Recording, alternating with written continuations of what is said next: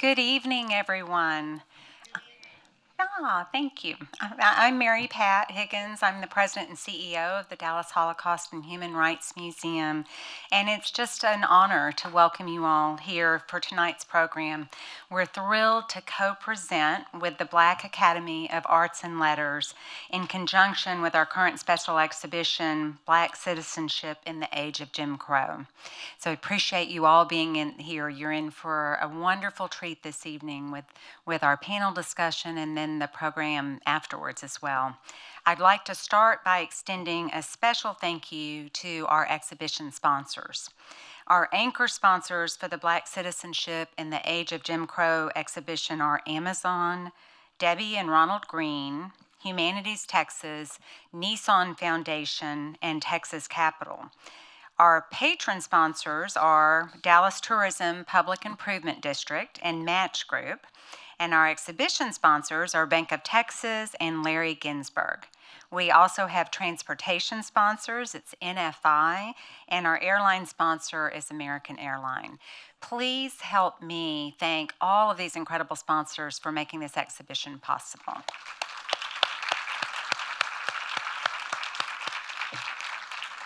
We have representatives from many of them here tonight, and so I'm very grateful for your support. I'd also like to thank our exhibition community partners for helping us get the word out about this program and the exhibition.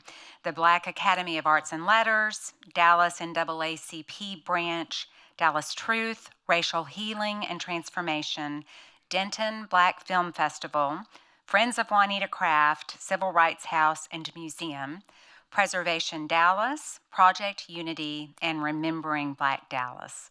What an incredible group of community partners and sponsors. We are so grateful for all that our sponsors and community partners do to support the museum. We couldn't do our work without you. And last but not least, I would like to thank the board members, and volunteers of both the museum and the Black Academy of Arts and Letters who are with us tonight. Your support has an immeasurable impact on both of our organizations. And if you are here and you are not connected with one of our organizations, you probably need to be. Please go to our websites to learn more. The museum's website is dhhrm.org. That's the initials of the museum. And the Black Academy of Arts and Letters is TBAL, their initials.org. So please go learn more and get engaged with one of our organizations. So we have a very exciting evening to get to. So I'll be brief and just share a few housekeeping notes before I welcome Curtis King up to introduce our panel. As usual, at the end of our panel discussion, we will have time for questions and answers. You should have gotten the note card when you came in. Please write your questions on the note card, and our staff will come by and pick them up when it's time for Q&A, and we'll do our best to get to as many of them as possible. If you're watching virtually, please use the Q&A button on the bottom of the screen and type in your questions there. If you're with us in person and you didn't get your questions asked, we welcome you to come up and visit with our panelists afterwards, but not too long because we have to get out to the lobby for the performance. So now it is my great honor to introduce Curtis King. Curtis, I did want to say after this discussion, so we'll be in the lobby, I wanted to announce that we are thrilled to have a performance from the incredible Andrea Wallace and her band. Curtis introduced us to her a year ago when we partnered with the Jazz Festival, and you all are in for an amazing treat tonight. So thanks for being with us, and Curtis, now it's my honor to welcome you.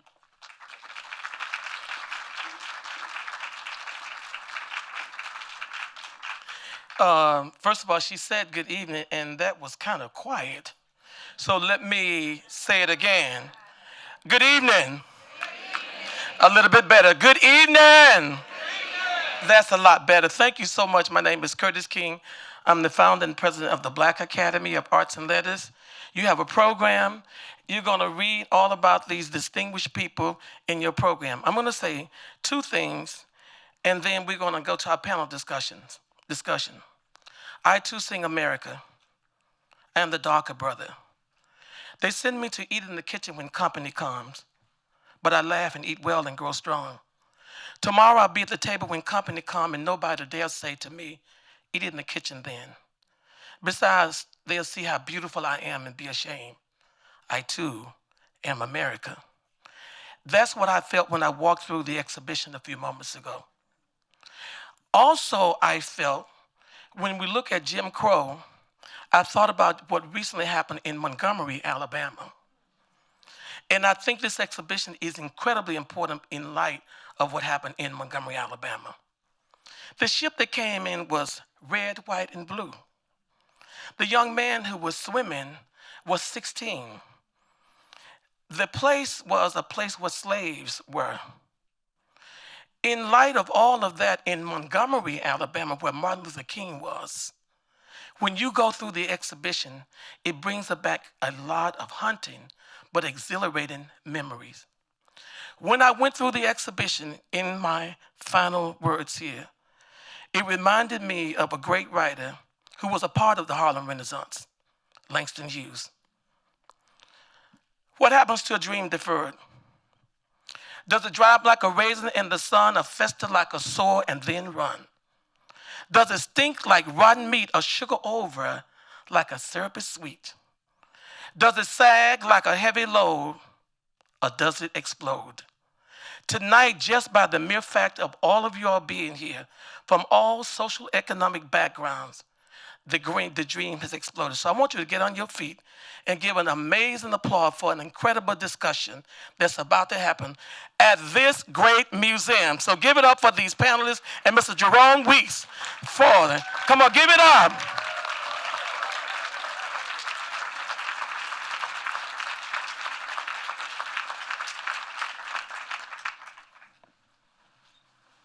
Thank you, Curtis. Am I on?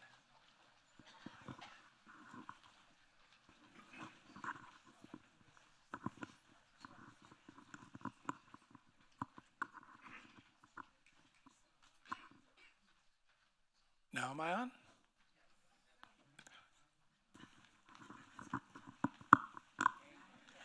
Now I'm on. Very good. I kept flicking this little switch here. It says sensitivity.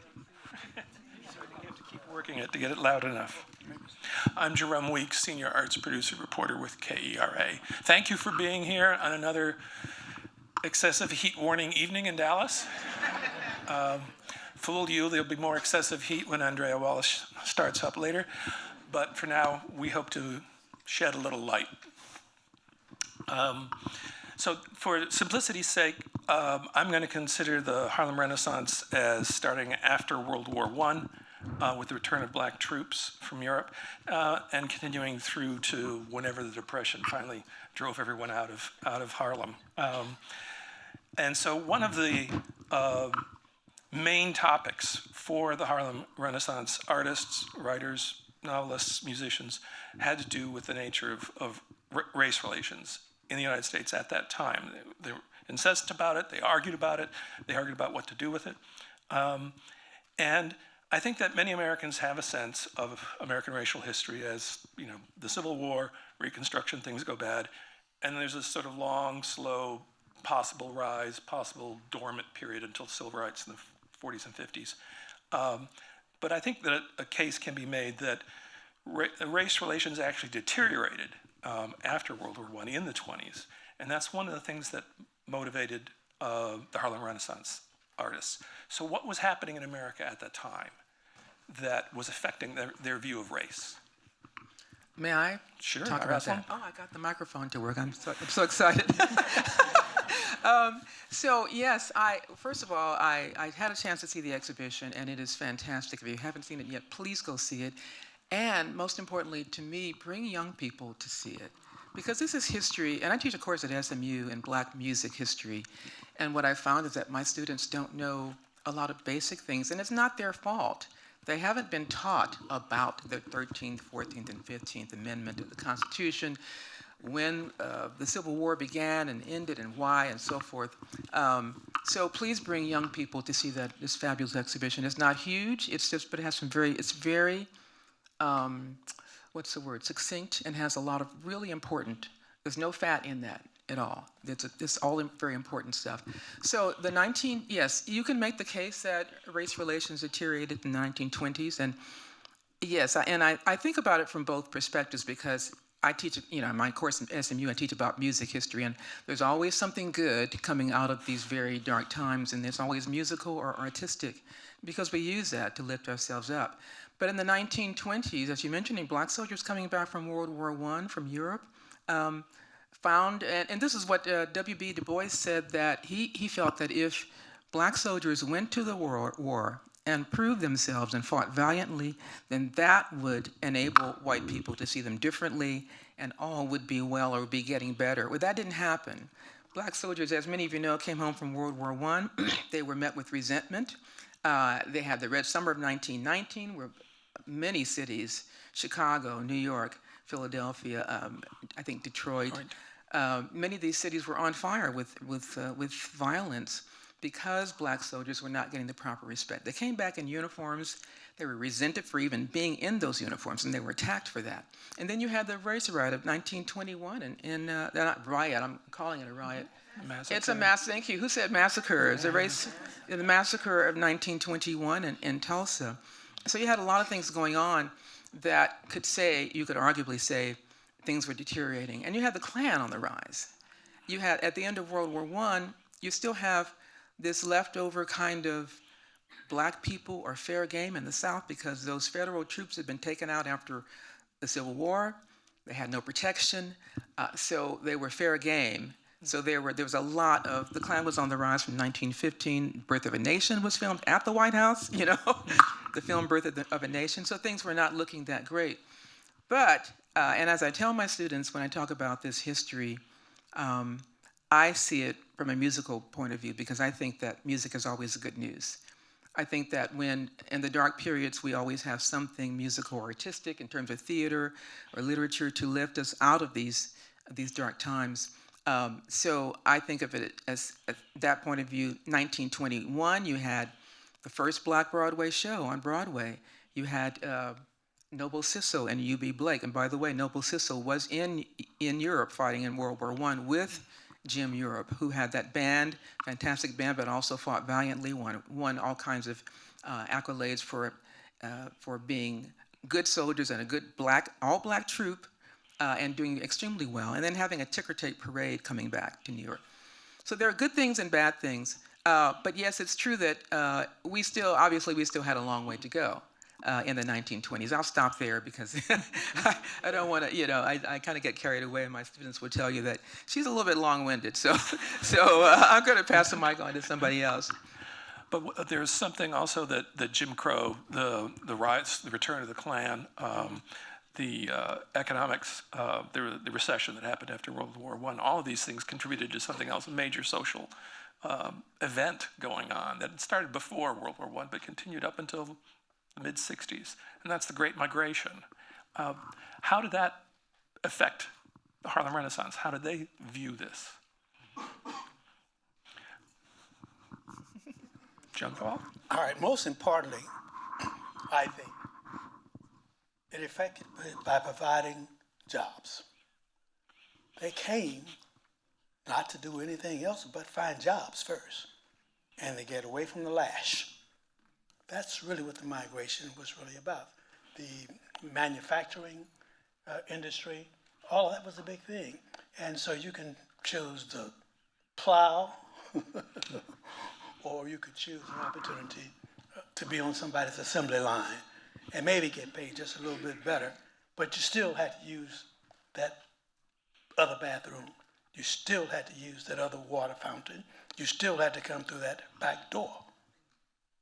That was all a part of that processing. The migration was also an opportunity, from my perspective, just to breathe a little freer and a little different. And it wasn't a southern migration. The southern migration gets an awful lot of talk, and well earned, I should say. But when I look at the workers, the intellectuals, the writers, the painters, the artists that came to Harlem, or to New York in particular, they came from all over the country. Waco, Texas, San Antonio, Minnesota, Detroit, Chicago, Louisiana, my parents' place. You know, the cane field. We're Batiste, so you know we're cane field kind of people. We came, to cut the cane and do the rice. We were very good at that, my family. So, but the great opportunity there was to breathe just 1 inch more, to express more than 1 inch more about yourself, and to be a bit secure about that because you had this abundance of persons that thought and were searching for very much of the same thing, very much like you. But we should never, ever forget when we talk about the umbrella of the Harlem Renaissance, that all of these people who came from all of these various communities throughout the country were not the same. They did not think the same. They did not agree the same. They had their differences. That was a part of let me use my hometown speech, the gumbo mix that made it so wonderful. The gumbo mix did have one similarity that you were mentioning, and that is some of these people, particularly the Harlem Renaissance artists, were college graduates. So they come to Harlem, and they know all this, that the W. Du Bois is here, the NAACP is here, all this intellectual ferment is here, and they're still going to the black balcony in the theater. Absolutely. Some of you others, please. You have my permission at any time to speak. But absolutely no doubt about it. Many of these people came, first of all, many were very, very highly educated and prepared as well. They weren't just people that came from the fields. They came from different kinds of fields besides just doing potatoes and rice. They also came with degrees in engineering and law and science and medicine and all of those disciplines.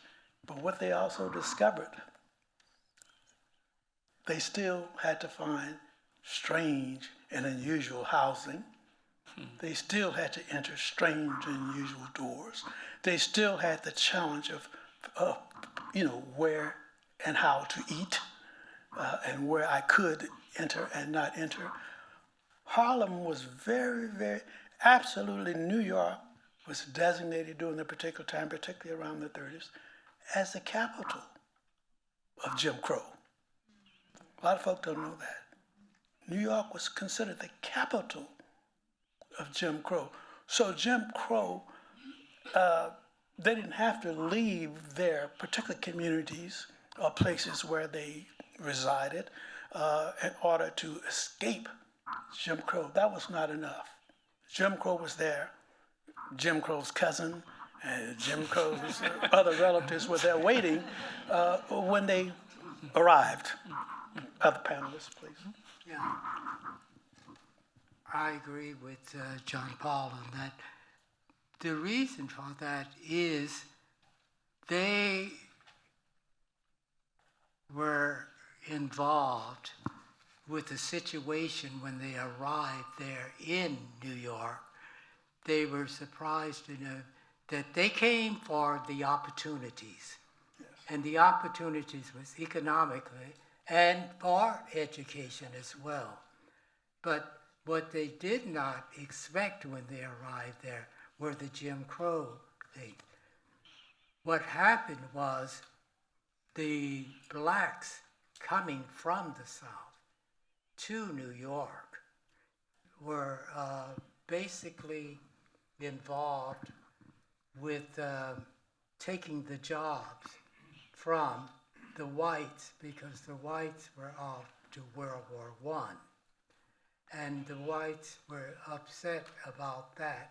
And this is what caused that to reverberate back again in New York at that time. And when Harlem was in vogue, the history of the Harlem Renaissance by David Lewis, he begins the book with the return of the 369th Infantry Regiment, their parade with Big Jim Europe leading the band. But the other thing he begins with is the breaking down of the color barrier in rentals, in apartments. And a major reason for that finally broke out. There were for enlightened Manhattanites, there were plenty of white associations trying to draw color barriers in certain parts of Harlem. But what finally broke was the landlords found they could charge the blacks more. Well, not only that, that's when they began to do redlining and the like, and the disparities in things were terrible for the blacks there, because they were being, what do I want to say, despaired by what was happening. There is a Go ahead. wonderful book called Black Manhattan. Many of you probably know it, James Weldon Johnson. And he talks about the race riot in New York. I didn't know about it until I read this book, 1900, big race riot in New York that happened. Anybody hear about this? Any kind of just lift your... Yes. So you know about it. Yeah, you know the history. Surprising to me, but I thought in Harlem in 1900, how could this have happened where apparently a misunderstanding, a white policeman and a black civilian got into it somehow? It sounds as mysterious to me as what ignited the problem in Tulsa, and other places, but days and days of violence. So, I mean, to me that was surprising, but there were problems all over the country. I think that people probably coming from the South were surprised that there were problems, but they were still black people, and the people that were up against them were still white people. So it's still this thing. I mean, you cannot walk outside of your dark skin. You still have to inhabit that same skin, and just like when the black soldiers came home from World War I, they came home, black men, dark men, in uniforms of the United States Army. And that was not all right. So there were all kinds of problems in Harlem at that time. So yes, was it better than the South? Sure it was, because they were fleeing from the whole thing of vagrancy, accusations of vagrancy, and you're not working, so therefore, it's basically the white plantation owners are farmers now, they call it after slavery, trying to find a way to extend slavery so they could hold on to that system. Okay, so they lost millions and billions of dollars because when slavery ended, that was an economic problem for white Southerners. The money was gone. So free labor, the jig is up. So they had to find another way to extend that. So and there's a great documentary on PBS called Slavery by Another Name, which details all of that. And this was new to me too when I started doing the research. But there were these systems of people just going out and trying to find black men in particular, who maybe they didn't have a job yet, they were standing on a corner, they were visiting a cousin, or were waiting for somebody to hang out with, and they were picked up and they were carted off to these farms and they were told, you're going to work because you've committed a crime that they trumped up, and that's what another extension of slavery. So yeah, it was better. So there's a lot of folks just got out of the South just because of that, and they went to Chicago, New York, Philadelphia, Boston. They had problems there, of course. There was no disillusionment about that. But it was still better than Code Noir, black codes in the Deep South. And Code Noir in Louisiana, and black codes in Louisiana, you know about Code Noir. Yes, and the black codes. Let's talk about the art for a moment. It seems to me that very roughly you can see Harlem Renaissance output as either Southern-derived, Zora Neale Hurston's short stories, for instance, or big city, the Langston Hughes or Claude McKay, people who are writing with a novel of the city. What did they bring to that? What did they bring to those forms? Or the influence of black musical forms from the South now coming north? What did that change? How did that affect American art, American music? Well, American music was deeply changed by the presence of the black ethos. The slave songs, the spirituals were very, very important, as I said before, to sort of save the souls of black people as they were, you can work and sing at the same time. And that was a very good thing for black people who had to work in those cotton fields, because yes, it was hard work, it was difficult work, it was backbreaking work, but if you could sing, you could sort of you can sort of relieve some of that tension and some of that despair. So the spiritual after slavery, the Fisk Jubilee Singers, you might maybe know that story about the Fisk Jubilee Singers in Fisk University, and how they saved the institution by having this traveling group of wonderfully talented singers. That elevated the spiritual from the plantation to another level, to something more sophisticated. So they toured all over the world, and they wore elegant gowns, the Fisk Jubilee Singers in 1869. And they presented a different picture of the African American to the rest of the world, one of elegance, one of sophistication, one of culture. And that was revolutionary. And then other black universities, other HBCUs had Jubilee Singers. Hampton had a Jubilee Singer group, and other universities too. So this became something that had not been seen before. Black people singing beautiful music in concert halls, in London, in Paris, all over the world. And then that became even more elevated, because you had people like Roland Hayes and Marian Anderson who took that spiritual and elevated to the concert hall. So now you have black people singing the spiritual from the slave South. Now it's on Carnegie Hall stage and all the concert halls of the country. So the music followed black people the entire journey, and the music changed as black conditions and situations changed. The music changed as politics changed. And people often say that the blues, for example, where did it come from? People think it came out of slavery. It didn't come from slavery. It came after Reconstruction. When Reconstruction was dismantled, you all know that story, I'm sure, 1865 to 1876, the 11-year period of Reconstruction in the South. The election of 1876 ended in dispute. Rutherford B. Hayes was running. So the compromise was made that if we'll let you have, the opposition said, we'll let you have Rutherford B. Hayes as president if you will take all those troops out of the South who are protecting black people and their rights, keeping them safe from harm. Take them out of the South, we'll give you your president. That was the end of Reconstruction, 1877. And so that was when the blues happened. People were walking on those country roads, fair game in the South, the Klan was rising, things were changing, and black people began to create a style called the blues. So all these various forms, spiritual, blues, then ragtime came along.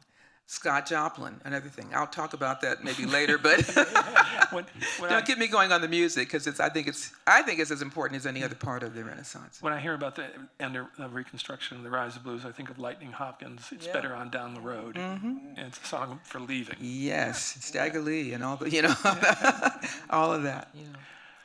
We were talking earlier about the African influence in visual arts. In addition to the southern small town and the big city, the other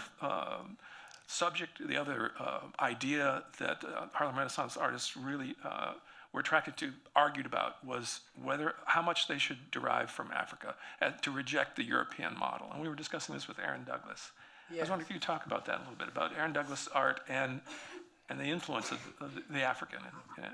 Well, Alain Locke, who was a professor at Howard University in Washington, D.C., was a part of the Harlem Renaissance. And he asked the artists of the Renaissance there to look to Africa instead of the European model for creating their art. Look to their own culture, their own heritage, and all.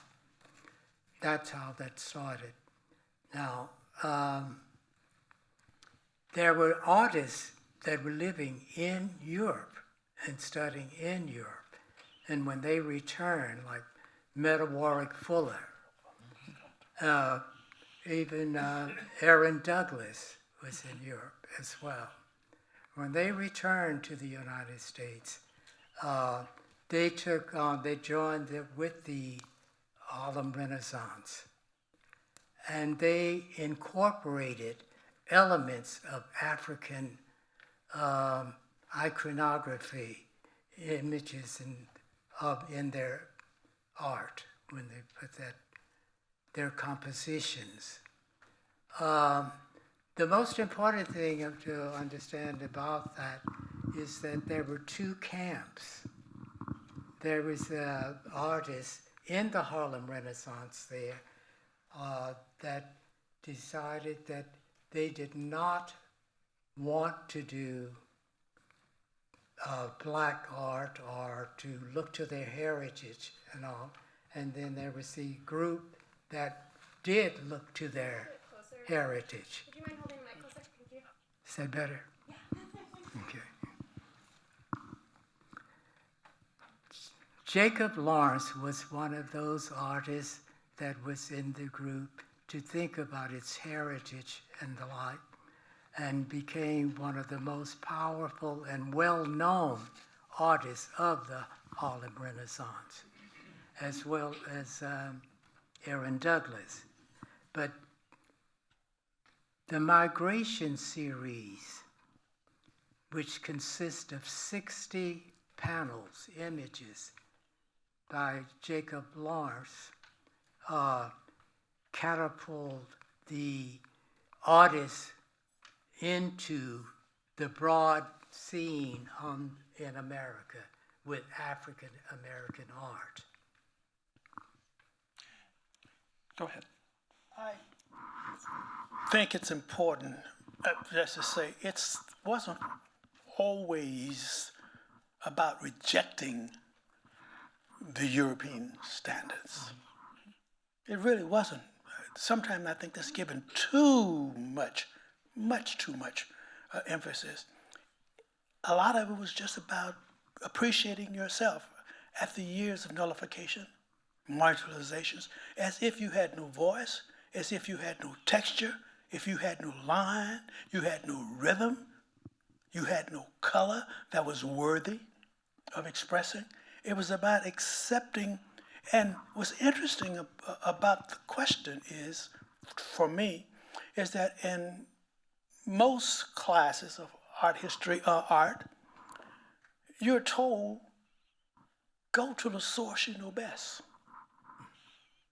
Go to the source, be authentic. By being authentic, was that a rejection?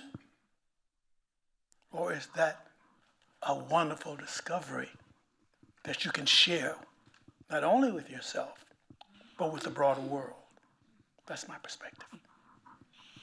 But there was that argument in the Harlem Renaissance, the idea that they were being viewed as quote unquote primitives, that the exotic, that was their value, and some of the artists rejected that. They resented that. Yes. Absolutely, and that was worthy of rejecting then, and is worthy of rejection today. I remember, and I haven't told this story quite frankly, but once before. I'm much younger than everyone on this stage. It's true. But It's true. and my first real opportunity to be a quote unquote public professional in the arts, I was hired as a writer in residence, poet in residence, to do Artists in the Schools program through the National Endowment for the Arts, Texas Humanities Commission, Texas Arts Commission. And first I was paired with a team of 2 other artists. And in that process, I was invited to a meeting which would soon become the place where not only where I worked, but I became an executive. I don't know how that happened. But in this very first meeting, I might have been every bit at that time of maybe 25, 26 years of age. So a couple years ago. Just a, well, I said I'm much young. I'm only 34 today. But make this very short and to the point.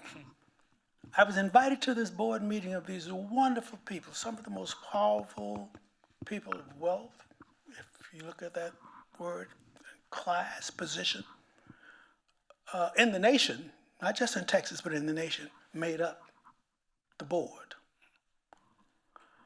And the trio that I was involved with were invited in, we were to be introduced to this group of wonderful people. And they, don't get me wrong, they really were. Some were wonderful, others were not quite so wonderful. But what was interesting to me, was really illuminating for me, was there was one person who I will not describe too closely because some of you just might know who this person is. But this person was a masterful collector of contemporary art, well known, nationally, worldwide. And while we were waiting for our introduction, they were discussing some proposals that had been submitted to the commission for approval. And in the process, one member said, "Oh, have you seen these wonderful works from some of these black artists?" They didn't use the word African American, then they said these black artists. Some of the works that they are asking to be supported. And the works happen to have come from Texas Southern University at the time. And this wonderful, articulate, beautiful, well-forward member said, "Well, I don't know why we're discussing this for submittal of our money, because there is nothing that those people have ever done that's any good or would ever be perceived of as any good." And of course, being young and beautiful as I was at the time,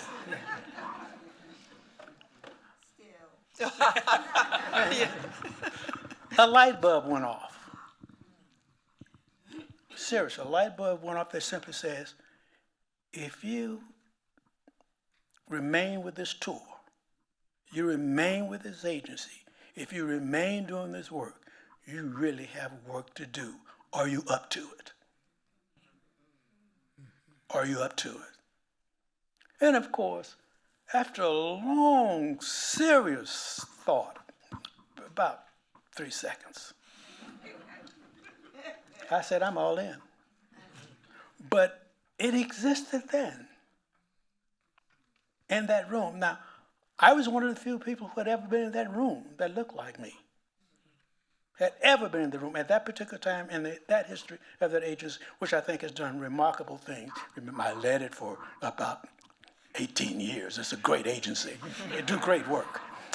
But I want to tell you that I learned an awful lot that day. I was informed an awful lot that day about, quote unquote, the arts, A-R-T-S world, public and private policy, how decisions were made, the kind of conversations that went on in those privileged rooms. And one had a couple choices. One could have just blown up, walked off, just hung your head and cried, been very gospel-y, in the worst kind of way. Or you could say, you really need to know me. You really need to see me. I have this opportunity in this room, and not only I can, I will make a difference. So that's my story.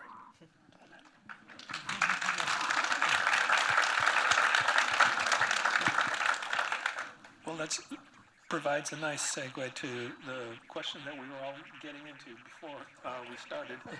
And that was,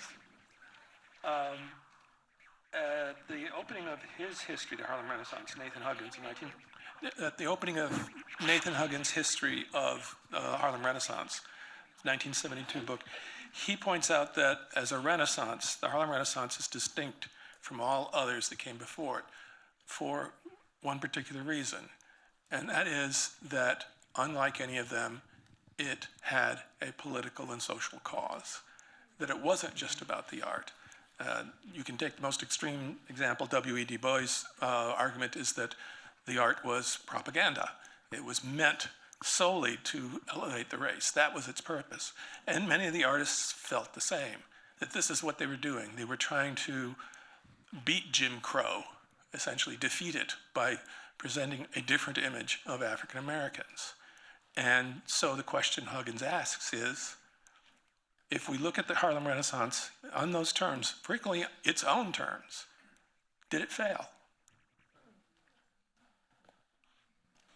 Well,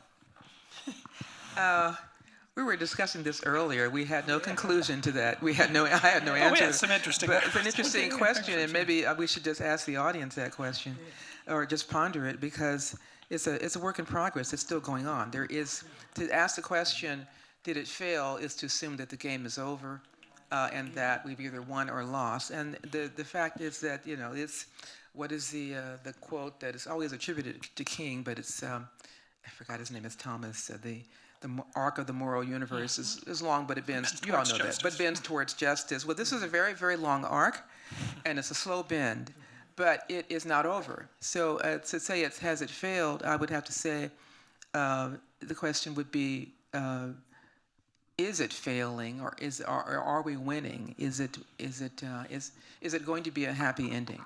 The question, the answer is, to me, there's no answer. So you can look at these periods that we're in a period right now. We could say, well, everything is all for naught. We did all these great strides in the great direction, and now one by one we're kind of going retrograde, in retrograde motion to having things removed. When have we had a time before when we've had our rights taken away? The whole idea of progress is that you keep moving forward. And as a young person, one of my wake-up calls was that progress is never linear. It's never like that. It's always one step up, 3 steps back, 5 steps up, 7 steps. When Barack Obama became president, I thought, we're going to have to pay for that, We're going to have to pay for that, and pay. So, yeah, but if you understand that, then the game's not over yet. So I would say that the Harlem Renaissance, we may have another Renaissance. I think we're having one now. Harlem Renaissance came out of struggle, came out of a dark period. If we use this period that we're in now to create light and beauty and promote art and music and all these things, and I see it happening, then we're always going to be in that mode, but we'll always have our eye on that upward movement. I made this point earlier in our discussion, that Dwight Eisenhower, when he was general of the Army, firmly believed in desegregating the Army, but he wouldn't do it because he didn't believe that it could be accomplished by direct order. And it's also what he believed as president, and it wasn't until Little Rock, Arkansas, that he was forced to send in the troops, that he felt that that desegregation would not work at the end of a gun. And if you look at it that way, the Harlem Renaissance writers and artists were right. It's a matter of changing hearts and minds. It's not a matter of forcing people to do something. Very quickly. Sure. Very quick, short examples. I'm sorry. Very 3 quick but short examples that I would give. I would say that no, it didn't fail. And my examples would be on a broad scale from where my little mind takes me from time to time. Is one, did the Last Supper fail? Depends on who's speaking. Did the barter, the Faustian barter that was made for the signing of the Constitution by the 39. Remember, all of them didn't agree until a particular agreement was reached having to do with slavery, as the Constitution never would have been signed. Did it fail? Just think about that today. I think the final one I would give, from my perspective, is the 3 of us are here. And we're into this discussion. We're into the fabrication, the textures, the making, the sharing of art, music, literature, visual arts. Did it fail? For some, maybe so. But for others, it did adhere to its task. Whether it met expectations for all the artists, all the participants, all the supporters, that question asks for something absolute. And I don't think you can be absolute on that kind of question. Thank you. I think it's time to take some questions from the audience. And I think I'm supposed to see them on this magic pad.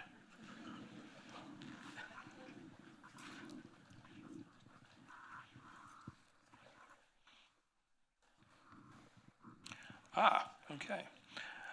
Rosalind, would you mind sharing more about today's Renaissance in music? How does today's art compare to that of the 20th century? Oh, wow. Yeah. You're just giving her a big platform. Okay, just ask the question one more time, and then I can buy some time to think about that. I'll read it slowly. Slowly, please, yes. Rosalind, would you mind sharing more about today's Renaissance, in quotation marks, in art and music? How does today's art compare to that of the 20th century? Yeah. Wow. I mean, I see a lot going on. You know, I look at what's happening with music.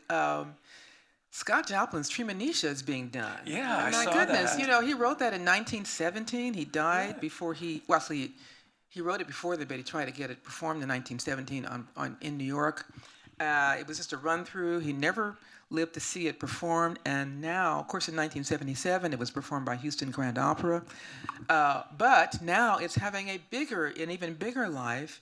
It's going to be, I think, maybe the Met is looking at it, but it certainly was done by Opera Theater of St. Louis, I think it's called, has done it.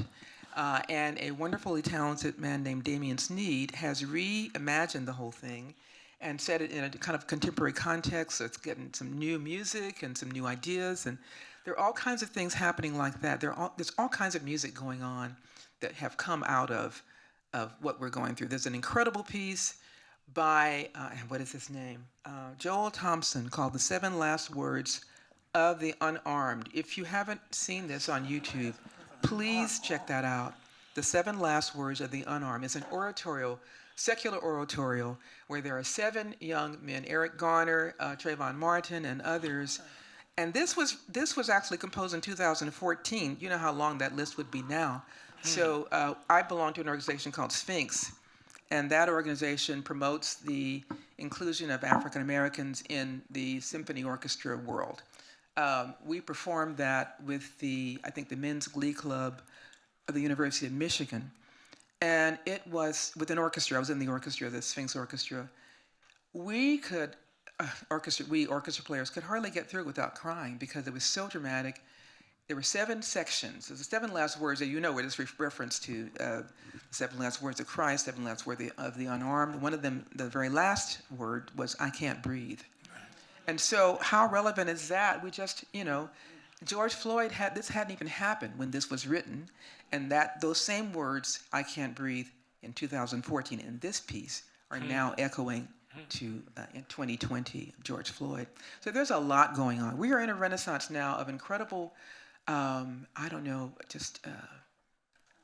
in a renaissance of the Renaissance, I think. We're having a moment where, and another example would be Florence Price. Florence Price, wonderful composer of the 1930s, who was basically forgotten. She wrote wonderful symphonies, black woman though, she didn't get a lot of play. She died in her 60s, but she left a cache of unpublished music on a porch of a house that she owned. And when the new buyers came in, they discovered this unpublished music. And now she undiscovered symphonies. Now, in 2020, like every orchestra in the country was signing up to perform the new symphony discovered by Florence Price. And of course, you know what happened in 2020, but now they are still revisiting that. So there's a lot going on. We are in a moment now where, and I hate to say it, thanks to George Floyd, but because of those moments like that, those awful, horrible moments, wakes us up, wakes everybody up. and we have to say, we say we can do better than this. So I see it. I hope I answered the question okay. This next question is something I'd never considered. It's rather interesting. What role did access to technology and instruments play in the Harlem Renaissance? Were Black artists able to find resources, or did they have to create their own? It's interesting that one of the influences of Jim Europe's band, the marching band that that came back with the 369th Infantry Regiment, is it actually brought a huge influx of high-quality musical instruments into Manhattan that were affordable. All of a sudden, there were lots of musical instruments. It's a major factor. Same thing happened after the Spanish-American Civil War in New Orleans. The troops came off and they sold their instruments. Voila, jazz. You have a lot of trumpets in the pawn shops. Mm-hmm. But technology in general, though. Mm-hmm. Wow. Yeah, for musical instruments, certainly, there was same thing happened after the end of slavery. There are all these Civil War instruments left on the plantations, and black folks picked them up, started playing them. They couldn't read music, but what the heck, Then you have Buddy Bolden playing these incredible pieces of music just out of your head. That's where improvisation came in, because these instruments are lying around. The Confederate troops have left. The Union troops have taken over all of the land, and these instruments are just, in New Orleans especially, lying around. And you have people like Buddy Bolden and then eventually Louis Armstrong, who's another one of my favorite heroes of that time. Painters, sculptors, in technology, did they? Well, not in technical skills that they were using from different movements. But that's interesting because those movements, like the modern movement in art, Jacob Lawrence was using that. And they were using the movement of Cubism. He called his movement, his style of painting was dynamic Cubism, is how he did it. And it was social realism as well, as far as their elements of movements and what they were using at that time, technically. To end overall, what would each of you say is the lasting impact of the Harlem Renaissance?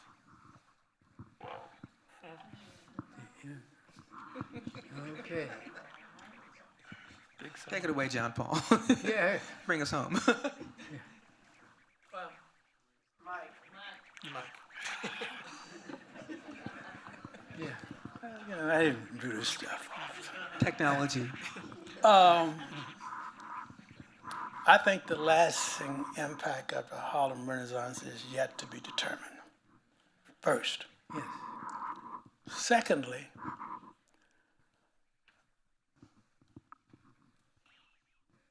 almost every child in America today, for me, this is one example, I'm sure there are many others, sings Lift Every Voice and Sing. Mm-hmm. The national anthem. Mm-hmm. Outside of the Bible, I'm not sure whether or not there has been a testimony about that struggle and that work ever so eloquently expressed and placed, and it's all over the world. And it was inspired by the struggle, the inputs, the experiences of being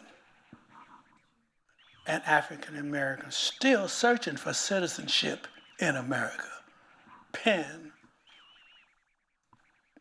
in this anthem. And it's now recognized and I find sung all over the world in language sometimes better than people I know who are my neighbors. So I think, I don't know if that answers the question as best, but I think that specifically is one area from my perspective There are incredible impacts. People are still playing Duke Ellington. Playing Duke Ellington, and if you ask him anything about him, you don't know much about him, but that music is all right, you know. So that's, and I must admit, I listen to Alberta Hunter, Duke Ellington almost every morning. That's how I sort of wake up. But there are impacts that came out of, and writers, while we were waiting to be published from the publishing community in the journals, self-publishing hit it big time. And I think that they, of a person who was also inspired by those work, who talk about writing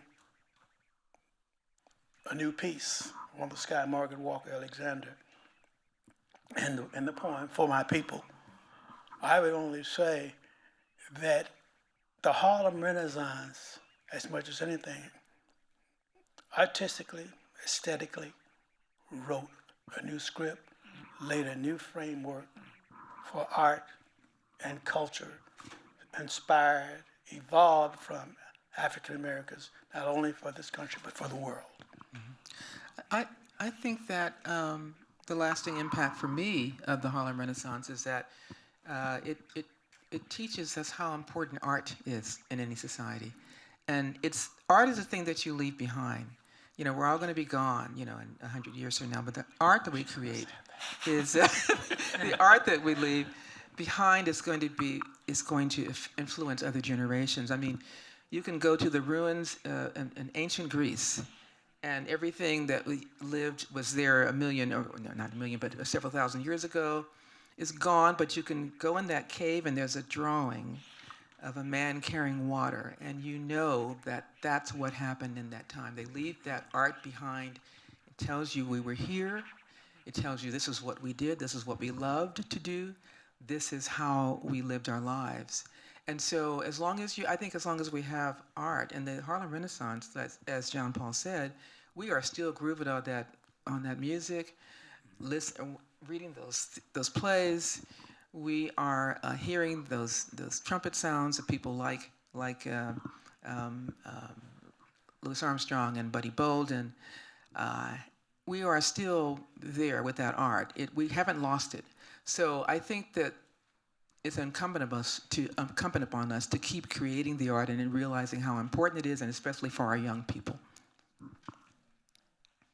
Well, I think one of the most important things impact from the Harlem Renaissance is it changed the identity of the African American, the image of the African American, and they used art forms to do this. That's very right. That's very basic. I think we can end on that. Thank you.